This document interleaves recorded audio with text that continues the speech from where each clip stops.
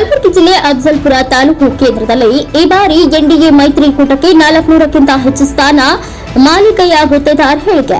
S ವೀಕ್ಷಕರೇ, ಮುಂಬರುವ ಲೋಕಸಭಾ ಚುನಾವಣೆಯಲ್ಲಿ ಬಿಜೆಪಿ ಪಕ್ಷದ ಎನ್ಡಿಎ ಮೈತ್ರಿಕೂಟವು 400ಕ್ಕಿಂತ ಹೆಚ್ಚಿನ ಸ್ಥಾನಮಾನವನ್ನ ಗೆಲ್ಲಲಿದೆ ಎಂದು ಬಿಜೆಪಿ ರಾಜ್ಯ ಉಪಾಧ್ಯಕ್ಷ ಹಾಗೂ ಮಾಜಿ ಸಚಿವ ಮಾಲಿಕೆಯಾಗುತ್ತಿದ್ದಾರೆ ವಿಶ್ವಾಸ ವ್ಯಕ್ತಪಡಿಸಿದರು. ತಾಲೂಕಿನ ಫರತಾಬಾದ್ ವಲಯದ ವಿವಿಧ ಗ್ರಾಮಗಳಲ್ಲಿ ಮೋದಿ ಮತ್ತೊಮ್ಮೆ ಗೋಡೆ ಬರಹ ಹಾಗೂ ಗ್ರಾಮ ಚಲೋ ಅಭಿಯಾನಕ್ಕೆ ಚಾಲನೆ ನೀಡಿ ಮಾತನಾಡಿದ ಅವರು, ಒಟ್ಟಾರೆಯಾಗಿ ಕಾರ್ಯಕರ್ತರು ಎಲ್ಲರೂ ಪಕ್ಷದ ಗೆಲುವಿಗೆ ಶ್ರಮಿಸೋಣ ಎಂದು ಕಾರ್ಯಕರ್ತರಿಗೆ ಕರೆ ನೀಡಿದರು. ಈ ಸಂದರ್ಭದಲ್ಲಿ ಬಿಜೆಪಿ ಗ್ರಾಮಾಂತರ ಜಿಲ್ಲಾಧ್ಯಕ್ಷ ಶಿವರಾಜ ಪಾಟೀಲ್ ರದ್ದೇವಾಡಗಿ ಸೇರಿದಂತೆ ಅನೇಕ ಬಿಜೆಪಿ ಮುಖಂಡರು ಹಾಗೂ ಕಾರ್ಯಕರ್ತರು ಈ ಅಭಿಯಾನದಲ್ಲಿ ಭಾಗವಹಿಸಿದರು. ಮಲ್ಲಿಕಾರ್ಜುನ ಸಂಗೊಳ್ಳಿ, ಎನ್ಕೆಎಸ್ ಟಿವಿ4 ನ್ಯೂಸ್, ಕಲಬುರಗಿ. ಇವತ್ತು ಫರತಾಬಾದ್ ಸರ್ಕಲ್ದಲ್ಲಿ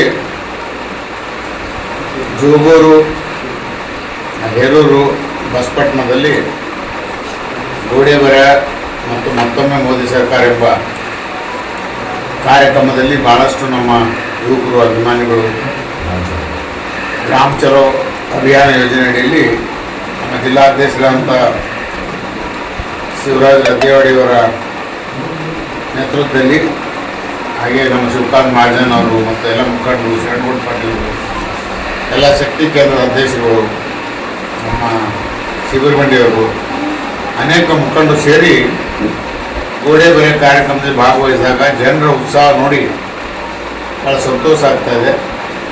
ನರೇಂದ್ರ ಮೋದಿಯವರ ಬಗ್ಗೆ ಪ್ರತಿಯೊಬ್ಬ ಮನೆಯವರು ನಮ್ಮ ಗೋಡೆ ಮೇಲೆ ಬರೀರಿ, ನಮ್ಮ ಗೋಡೆ ಮೇಲೆ ಬರೀರಿ ಅನ್ನೋಂಥ ಅಭಿಮಾನ ಏನು ಹುಟ್ಟಿ ಬರ್ತಾ ಇದೆ.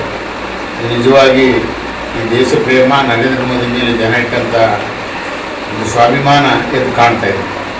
ಹೀಗಾಗಿ ಈ ಒಂದು ಲೋಕಸಭಾ ಚುನಾವಣೆ ಬರ್ತಾ ಇದೆ.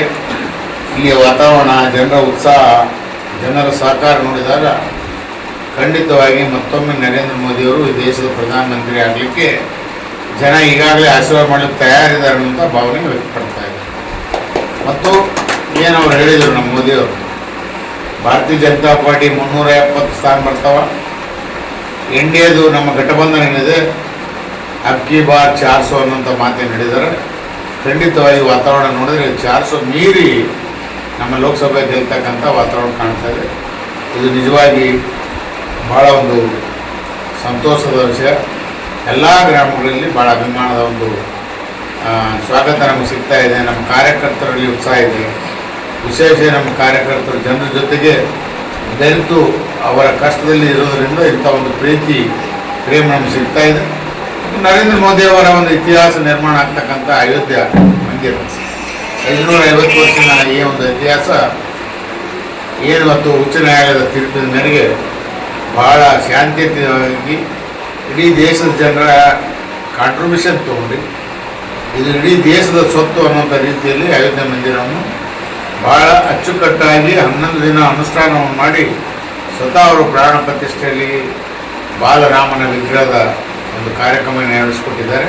ಇದು ನಿಜವಾಗಿ ನಮ್ಮೆಲ್ಲ ಭಾರತೀಯರಿಗೆ ಒಂದು ಹೆಮ್ಮೆ ವಿಷಯ ಆಗಿದೆ ಅನ್ನುವಂಥ ಮಾತನ್ನು ಈ ಸಂದರ್ಭದಲ್ಲಿ ಹೇಳಿ, ಇವತ್ತಿನ ಈ ಅಭಿಮಾನ, ಪ್ರೀತಿ ನಮ್ಮ ಕಾರ್ಯಕರ್ತರು ಏನು ಉತ್ಸಾಹ ತೋರಿಸಿದ್ರೆ, ಇದೇ ಪ್ರೀತಿ, ಅಭಿಮಾನ ಮುಂಬರುವ ಲೋಕಸಭೆ ಚುನಾವಣೆಯಲ್ಲಿ ಕೂಡ ತಾವು ಉತ್ಸಾಹದಿಂದ ಜನರ ಮಧ್ಯದಲ್ಲಿರಿ, ಜನರ ಕಷ್ಟಗಳಿಗೆ ಸ್ಪಂದಿಸಿರಿ.